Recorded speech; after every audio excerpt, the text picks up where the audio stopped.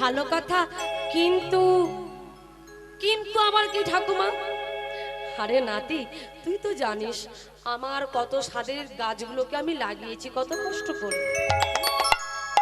আমি লাউ গাছ লাগিয়েছি, সবে মাত্র আমার গাছে কচি কচি কয়েকটা লাউ ধরেছে।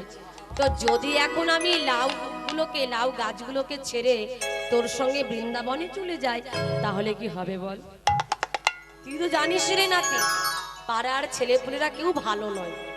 আমি চলে যাব বৃন্দাবনে, আর সেই সুযোগে ওই পাড়ার ছেলেপুলেরা এসে আমার গাছগুলোকে নষ্ট করে দেবে, ছিঁড়ে দেবে, মেরে দেবে। তা কি ভালো লাগবে? তাই কি বলি, আমি এখন ওই লাউগুলোকে ছেড়ে আমি কোথাও যাব না, আমি ঘরেই থাকবো। তুই যা, তুই বৃন্দাবন দর্শন করে।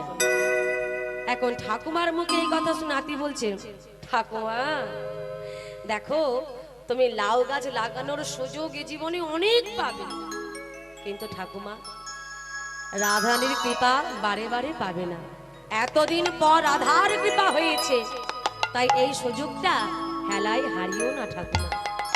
চলো, তুমি আর আমি যখন দুজনে বৃন্দাবন যাওয়া দুটো টিকিট পেয়েছি, চলো আমরা দুজনে নাতি আর ঠাকুমাই মিলে বৃন্দাবন দর্শন করে আসি। এখন নাতি জোর করছে ঠাকুমাকে বৃন্দাবনে নিয়ে যাবে, কিন্তু ঠাকুমার তো মন চাইছে না বৃন্দাবন যেতে, কারণ তার স্বাদের লাউ গাছগুলোকে কে দেখবে। যাই হোক, নাতি জোর করে ঠাকুমাকে ঘর থেকে বাহির করিয়েছে। যেই না ঘর থেকে বাহির করিয়েছে, টেনে চেপেছে, নাতি মনে মনে চিন্তা করছে, আহা কখন একবার গিয়ে দেখবো বৃন্দাবনে গিয়ে মদন মোহন, কখন গিয়ে দেখবো শ্যামকুণ্ড, রাধা কুণ্ড, গিরি গোবর্ধন, আহা কখন যাবো একবার বৃন্দাবনে। নাতি এই রূপ চিন্তা করছে, আর ঠাকুমা কি চিন্তা করছে জানেন বাবা? ওই যে ঘর থেকে বাহির হয়ে ট্রেনে চেপেছে, ব্যাস ওই সারা রাস্তাটা এই বুঝছে আমার লাউগুলোকে সব ছিঁড়ে নিয়ে চলে গেল। তোকে আমি কত করে বলেছিলাম পাড়ার ছেলে পুলিরা ভালো নয়, কত বদমাইশ শয়তান। মনে হয় আমার লাউ গাছগুলোকে আর একটাও রাখলো না, সবাই তছনছ করে দিল, নষ্ট করে দিল। ওই লাউয়ের চিন্তা করতে করতে নাতিয়া ঠাকুমা যাচ্ছে বৃন্দাবনে। আসুন, এই সুযোগে আসুন সবাই মিলে আমরা একটু বৃন্দাবনে যাই। যা হবে তো সবাই মিলে একসঙ্গে বলে, রাধা রানী কি, রাধা রানী কি, রাধা রানী কি, রাখাল রাজা বলে দে,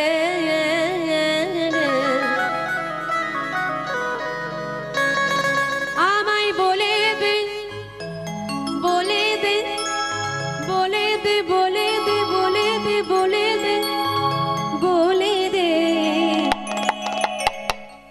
কোথায় বৃন্দাবন, শ্যামকুণ্ড, রাধা কুণ্ড, গিরি গোবর্ধন।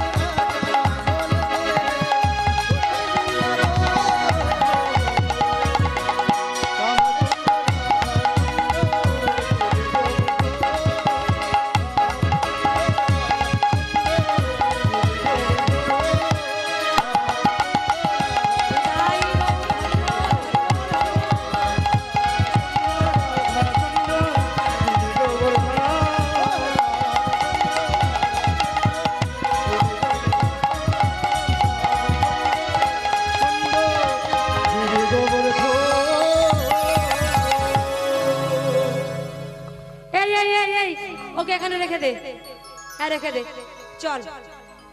আরে বলি ভুল তো একটা হয়ে গেল। জয় রাধে। তার আগে বলি, এই যে ঠাকুমা আর নাতি দুজনে বৃন্দাবনে পৌঁছালো, পৌঁছে গিয়ে সেখানে দেখলো কি ঠাকুমা, নাতি ঠাকুমাকে নিয়ে বৃন্দাবনে পৌঁছে গেছে।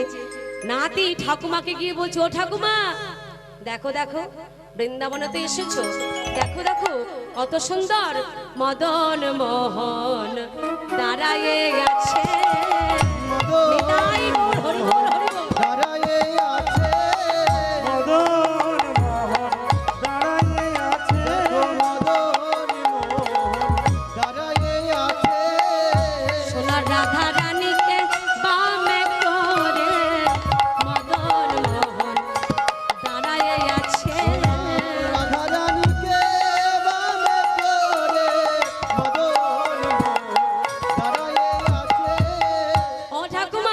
দেখো দেখো দেখো কত সুন্দর মদন মোহন দাঁড়িয়ে রয়েছে।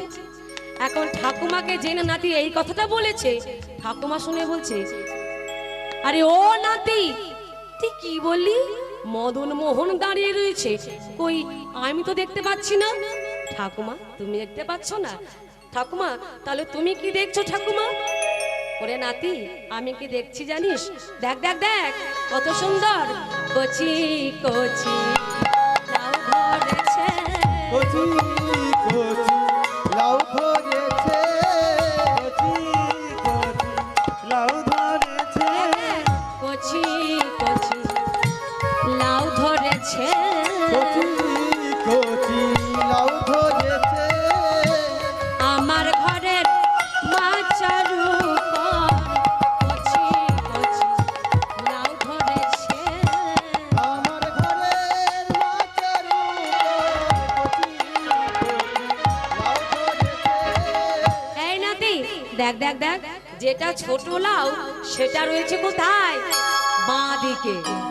এইবার এখান থেকে আমরা কি শিক্ষা পেলাম, কি জানলাম, কি বুঝলাম? নাতি ঠাকুমা দুজনে বৃন্দাবনে এসেছিল, কিন্তু নাতি বৃন্দাবনে এসে বৃন্দাবন দর্শন করলো, ঠাকুমা বৃন্দাবনে এলে কি হবে, তার বৃন্দাবন এসেও বৃন্দাবন দর্শন করা হলো না। কেন হলো না? কারণ তার মনটা কোথায় ছিল গো মা? লাউ গাছের দিকে, লাউয়ের ওপর তো। তো ঠাকুমার মতো মন হলে হবে না, ঠাকুমার মতো মন হলে ওই রাধা গোবিন্দকে দেখতে পেলে আপনি রাধা গোবিন্দকে দর্শন করতে পারবে না, ওই ঠাকুমার মতোই অবস্থা হবে। লাউ দেখতে পাবেন আর রাধা মোহন দেখতে পাবেন। জয় রাধে। তাহলে মনটা দিতে হবে এই হরি নামের মধ্যে। জয় রাধে। এইবার যখন যখন রঘুনাথকে নীলভদ্র বীরভদ্র দুজনে তারা কাশীধামে রেখে এলো, এসে বলছে, এই ভাই বলি ভুল একটা হয়ে গেল, চল আমরা ভুল করে ওই রঘুনাথকে এখন বাবা স্ত্রীর ভাইকে কি বলে গো, স্ত্রীর ভাইকে কি বলে? ঠাকুরপো। আর একটা বলে কি বলুন তো? শালা বলে, শালা। শালা বলে না? ওর এখনো হয়নি তাই গন্ডগোল করে ফেলছে। জয় রাধে।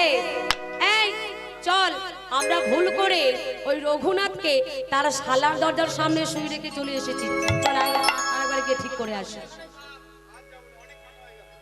থাকবে এখানে এত কুড়ি আর খাটবেন, তো যাই হোক থাক তাহলে এখানে। এই বলে তারা চলে গেল। এইবার বলুন তো ও মা, যদি দরজার সামনে কেউ শুয়ে থাকে, যে ঘর থেকে বাহির হবে তার প্রথম পা কোথায় পড়বে? না, একেবারে পেটে। অন্নপূর্ণার ভাইয়ের ঘুমটা ভেঙেছে, ঘুমটা ভাঙার পর যেই না ঘর থেকে বাহির হয়েছে সেই পা পড়লো কোথায়? একেবারে ওই রঘুনাথের পেটে। এ বাবা হর হর করছে কেন, কি আছে কি এখানে দেখি তো। যেই না প্রদীপটা জেলে দেখলো কি সে আর অন্য কেউ না, রঘুনাথ এসে হাজির। একই, আরে এই যে রঘুনাথ, বাবা বাবা বাবা বাবা বাবা, সর্বনাশ হয়ে গেছে বাবা, সব শেষ হয়ে গেছে। আরে এই কি হয়েছে, চিৎকার করছিস কেন? বাবা কি আর বলবো, তোমার ওই জামাই এসে হাজির হয়েছে। জামাই এসেছে? ও হবু জামাই এসেছে? না বাবা, তোমার ওই আগের ওই পুরানো জামাই, কি যেন নামটা, রঘুনাথ। রঘুনাথ, এই বলি তোর কি মাথাটা খারাপ হয়ে গেল? রঘুনাথ এতদিন হয়ে গেল এলো না, আজ চলে এলো। বাবা আমি ঠিক বলছি, যদি বিশ্বাস না করো একবার নিজে গিয়ে দেখে আসবে। চলো। এইবার অন্নপূর্ণার বাবা গেল দেখতে, গিয়ে দেখছে কি সত্যি তাই, রঘুনাথ নিদ্রায় মগ্ন, দরজার সামনে ঘুমিয়ে আছে। এই আরে এই যে রঘুনাথ এসে হাজির হয়েছে রে, এই কি করব? সব জায়গায় নিমন্ত্রণ দেয়া হয়ে গেল, সব কিছু কেনাকাটা হয়ে গেল, এখন শুধু বিয়েটাই বাকি। বাবা আমার ইচ্ছা হচ্ছে ওকে আমি এখানেই একেবারে গলা টিপে শেষ করে দিই। এই একদম না, ওকে এইভাবে মারলে হবে না, ওকে ছলে বলে কৌশলে মারতে হবে। শোন, ও যা ঘুমাচ্ছে ঘুমোক, ওকে ঘুমোতে দে। ওকে কিভাবে সারা জনমের মতো ঘুম পাড়াতে হয় সে আমি করব। একটা কাজ কর, ও যা ঘুমাচ্ছে ওকে আস্তে আস্তে করে ওই অন্নপূর্ণার দরজার সামনে শুয়ে রেখে চলে আয়, তারপর আমি দেখছি ওকে কিভাবে মারা যায়। তাই করল, অন্নপূর্ণার দরজার সামনে শুয়ে রেখে চলে গেল। সকাল হয়েছে, সকাল হতে অন্নপূর্ণার ঘুমটা ভেঙেছে। অন্নপূর্ণার ঘুমটা ভাঙতে মাগো যেই না ঘর থেকে বাহির হবে, দেখছে কি দরজার সামনে শুয়ে আছে তার পতি দেবতা স্বয়ং রঘুনাথ। স্বামী গো, স্বামী, একই স্বামী, স্বামী তুমি এসেছো, তুমি এসেছো স্বামী। ওগো জগন্নাথ, এত দয়া তোমার, এত করুণা, তুমি আমার স্বামীকে আমার কাছে ফিরিয়ে দিয়েছো প্রভু। স্বামী ওঠো, ওঠো স্বামী ওঠো। রঘুনাথের যেই না ঘুমটা ভেঙেছে অমনি চমকে উঠেছে। কি আমি আমি কোথায় এলাম, আমি কোথায় এলাম? একই অন্নপূর্ণা তুমি? হ্যাঁ স্বামী, তুমি কিছুই জানো না, তোমাকে স্বয়ং জগন্নাথ দেব আমার কাছে ফিরিয়ে দিয়েছে। স্বামী চলো, তোমার সঙ্গে আমার কতদিন কথা হলো না, দেখা হলো না, আজ এতদিন পর তুমি আমার কাছে ফিরে এসেছো। চলো, তোমার সঙ্গে আমার অনেক কথা আছে। স্বামীর হাতটা ধরে ঘরের ভেতরে নিয়ে গেল। কতদিন পরে আমি পেয়েছি তোমার সেই চরণ, ধন্য হলো আমার মন প্রাণ, ধন্য হলো এ জীবন। কতদিন পরে পেয়েছি তোমার শ্রীচরণ, ধন্য হলো আমার মন প্রাণ, ধন্য হলো এ জীবন। কতদিন পরে আমি পেয়েছি তোমার শ্রীচরণ, ধন্য হলো আমার মন প্রাণ, ধন্য হলো এ জীবন। কতদিন কত কেঁদেছি নয়ন জলে, কোনো একে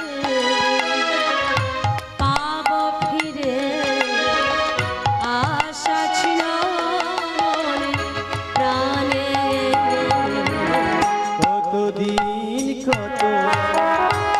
কেঁদেছি নয়ন জলে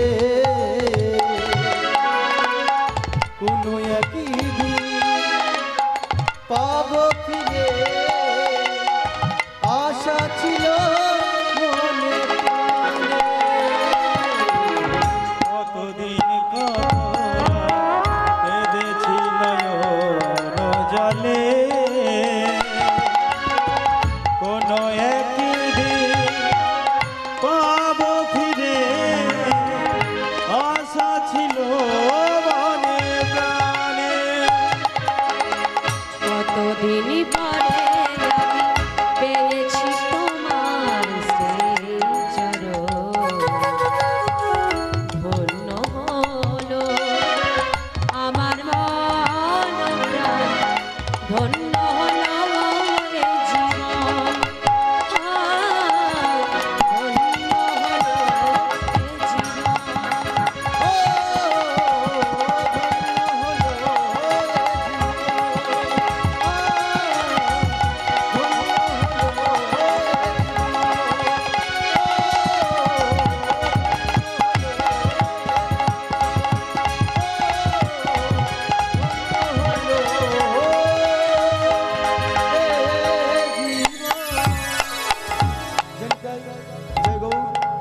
জয় রাধে। সমস্ত ভক্তদের জন্য সেবার ব্যবস্থা আছে, সকলে মিলে সেবা করে যাবেন এবং কীর্তনের শেষে লুটের ব্যবস্থা আছে, ঠিক আছে? সকলে মিলে লুটের বাতাসা নিয়ে যাবেন।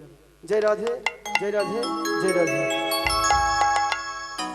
অন্নপূর্ণা মারি, আজ বড় আনন্দের দিন, কারণ এতদিন পর আমাদের ঘরে জামাই ফিরে এসেছে। তাই মারি, জামাইকে কয়েকটা পিঠে তৈরি করে খাওয়া। বাবা, এ তুমি কি বলছো? তুমি তোমার জামাইকে মেনে নিয়েছো বাবা? আরে মা, আরে জামাই ঘরে ফিরে আসছিল না, তাই আমি তোর অন্য জায়গায় বিয়ের ব্যবস্থা করেছিলাম। আর যখন জামাই ঘরে ফিরে এসেছে, আজ তো বড় আনন্দের দিন মা, তাই জামাইকে কয়েকটা সুন্দর করে পিঠে তৈরি করে খাওয়া। ও মায়েরা, আপনারা পিঠা তৈরি করেন তো? পিঠে বহু রকমের আছে। আচ্ছা, যে পিঠের ভেতর পুর দেওয়া হয় কি পিঠে বলে? হ্যাঁ, কি পুর পিঠে বলে, তাই তো? ওই অন্নপূর্ণা কি করেছে, কয়েকটা সুন্দর করে ওই পুর পিঠে তৈরি করেছে। তার পিতা বলছে, এই অন্নপূর্ণা, আরে বিলম্ব করছিস কেন? জামাইয়ের যে বড্ড খিদে পেয়েছে, যা যা যা গিয়ে আসন কর। অন্নপূর্ণা কি করেছে, সেই তৈরি করা পিঠেগুলোকে চাপা দিয়ে ছুটে গেল আসন করতে। আর সেই সুযোগে তার পিতা কি করলো দেখুন, কয়েকটা পিঠে ভেঙে তার ভেতর তীব্র বিষ দিয়ে যেমন ছিল সাজিয়ে গুছিয়ে রেখে দিয়েছে। অন্নপূর্ণা